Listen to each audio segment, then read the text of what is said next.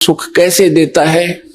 एक बार आप इस परमात्मा की शरण में आए हो, सच्चे बनते, सच्ची लगनते और सच्ची श्रद्धा से मर्यादा में रह के कुछ दिन भक्ति करके देखो, आपके मुंह का थूक सूख जाएगा। इतने सुख सुनाया करोगे दूसरों को, और आपने सोचा करो कि सामने वाला मन में सोच रहा होगा ये झूठ बोल रहा है, और आप सारी साची बता रहे होगे और सामने वाले को ये सोच रहे होगे यूं सोचा ये पागल है, झूठ बोला सारी। लेकिन आपको अब वो सुख सागर मिल रहा है, वो परम पिता मिल गए। गीता अध्याय नंबर 15 के श्लोक नंबर 16 और 17 में 3 पुरुष बताए। पुरुष माने प्रभु स्वामी। एक सरपुरुष, ये 21 ब्रह्मांड का स्वामी है। ये काल जिसमें हम रह रहे हैं, इस काल के लोक में एक ब्रह्मांड में 21 ब्रह्मांड है, ऐसे ऐसे इतना ही प्रभु है, इतना मालिक है। एक सरपुरुष है जो 7 शंख ब्रह्मांड का स्वामी है। और 15वें अध्याय के फिर 16वें श्लोक में ये 2 पुरुष बता दिए, सरपुरुष और अक्षरपुरुष। 17वें श्लोक में बताया है कि जो वास्तव में जो श्रेष्ठ भगवान है, प्रभु है, वो तो इन दोनों से कोई और है। कहते उत्तम पुरुष है तू अन्य परमात्मा इति उदारत है, ये लोक चरण आविश्य विवर्ती अवैश्वर है। जो उत्तम पुरुष है ना, पुरुषोत्तम सही भगवान, इन दोनों आते न्यारा है, और वो वास्तव परमात्मा कहा जाता है। वो वास्तव में परमात्मा है, वह श्रेष्ठ आत्मा है। परमात्मा की परिभाषा क्या है, डेफिनेशन क्या है?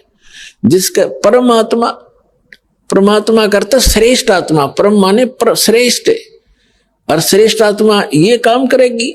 किसी की टांग कट रही, किसी की आंख फूट गई, कोई अंधा हो गया, कोई कैंसर से पीड़ित, किसी का बेटा मर गया, किसी की बेटी मर गई, कुनबे के कुनबे नाश हो गए, यही पता नहीं कब बिजली गिर जा। तो ये परमात्मा का स्थान नहीं, ये परमात्मा नहीं जहां हम रह रहे हैं। परमात्मा की परिभाषा है श्रेष्ठ आत्मा, और श्रेष्ठ आत्मा वो होती है केवल सुख दे, दुख होता ही नहीं उसके पास। जैसे आम का पेड़ होता है, छाया भी दे और मधुर फल भी देता है, इसी प्रकार ये समरस परमात्मा कबीर भगवान है। और इसकी शरण माने के बाद आपके ऊपर कैसी मेहर होएगी आप सोच भी नहीं सकते। ऐसे सुख आपको प्राप्त होंगे जैसे आप भक्तों के अनुभव सुनते हैं।